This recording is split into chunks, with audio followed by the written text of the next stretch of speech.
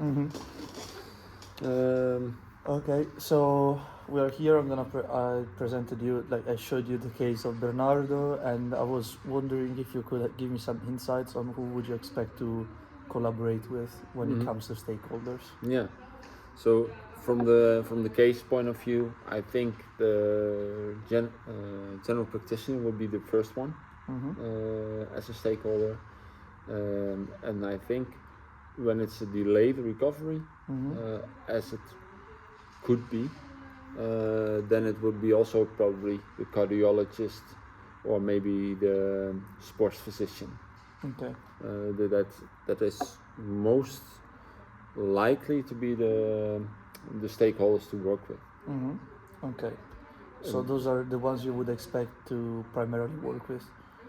But would you expect to have to communicate with anyone else, like maybe nurses, to uh, maybe in his acute recovery phase, which was still in the hospital, like the way he reacted to certain things, or maybe with the physio that followed him first inside of the Yeah, hospital directly?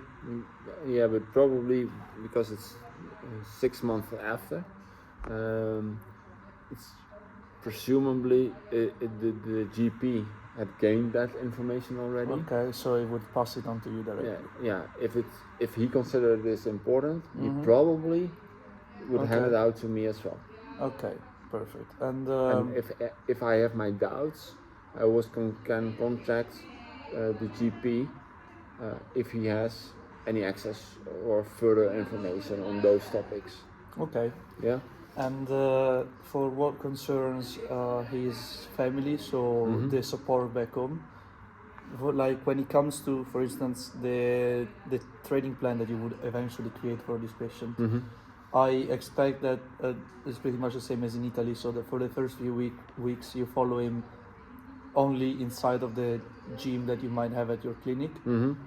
But then when it comes to sending him home, how would you work on that? Would Yeah. you have to communicate like with the family to tell them maybe keep an eye on certain things, or? Yeah. So um, basically, my interpretation from this case is that he is already back home. Mm-hmm. So he's living by himself or with his family.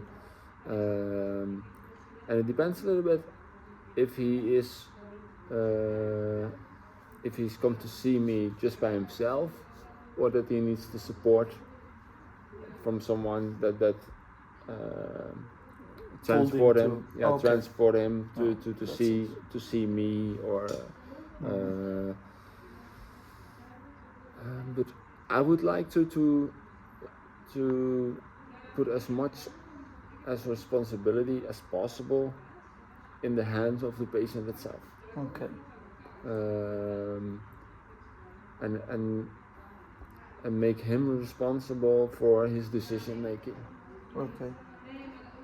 because I think that contributes to um, Self-efficiency. yeah, efficiency, but also be loyal to his own training program, but also responsible for his own recovery. Yes. So you probably once, like at the moment you get to send him home with exercises, you would expect it to be, you would consider it safe enough for him to be doing the exercises unsupervised. Yeah, because I will always look for exercises that he understands, Mm-hmm. and um, that he considers to be as doable. Mm-hmm. Um, Even if I think I'm not matching, it's not still not matching the goals, Okay. but I rather Have him be safe.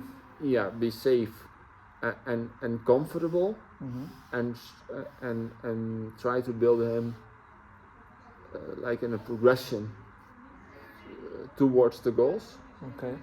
instead of aiming too high and he's losing the ability or the joy or the passion Mm-hmm.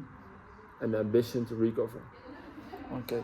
Well, yeah, I was also thinking about something like this, because since he's a patient that came up to you because he saw that he was losing, like he had shortness of breath and he was maybe not like Not really, participating that much. yeah, he in was life. not able to be as autonomous as before.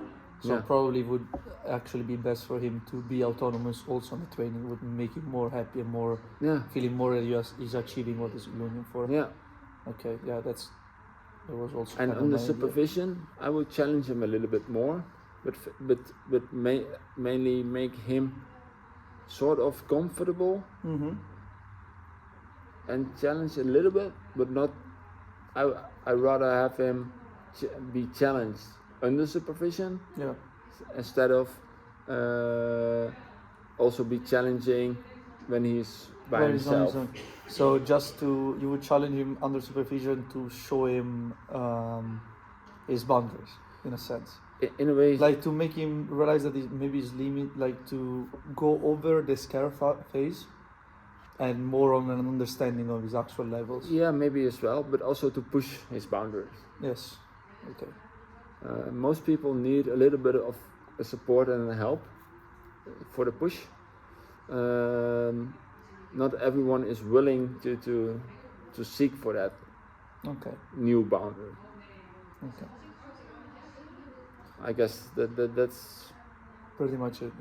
Yeah. pretty much it. And how you approach it with the patient, yeah, it's very hard to tell based on the case. Okay. Yeah, I know it's very broad, and being just the beginning of the case, just being the first part, Yeah. is very difficult to understand. Like also for the informations we have, Yeah. if you need to re-talk with maybe someone because something went a bit sideways in certain moments. No. But it would probably be like that was also my guess and the guess of the Italian physiotherapist, that would be already in the patient's file. So if you see that for the patient file, that you see already that if you need to talk with someone, but there is no specifics on that, so Yeah. you cannot really know. But the general ones, as we said, is the person that made the surgery and the GP sending you the patient. And within the Netherlands, the sports physician can also be very active as a role player or stakeholder for checking your patient on a physical, mental part. The sports physician. Yeah. Is what? That's the physician or the medical doctor who is studying sports science or sports medicine, and these days, or within the beginning of their profession, it was mainly focused upon athletes. But the nice thing about when this profession started up, those athletes, they become now the elderly patients. So you need to support them as well. Yeah.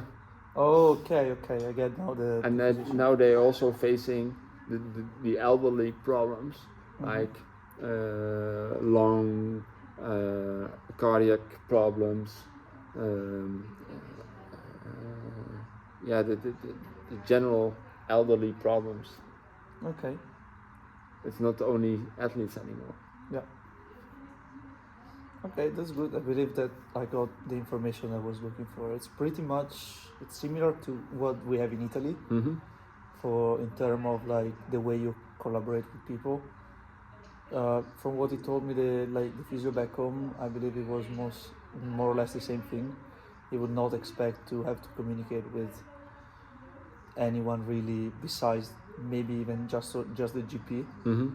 And if you see something, from the patient file, I might get in contact with the physiotherapist that did the rehabilitation phase at the beginning, because those are like public, so the patient cannot go back to that physiotherapist specifically without having surgery. Yeah. But yeah, I believe it's pretty much the same then. Okay. And it's nice to know. Yeah.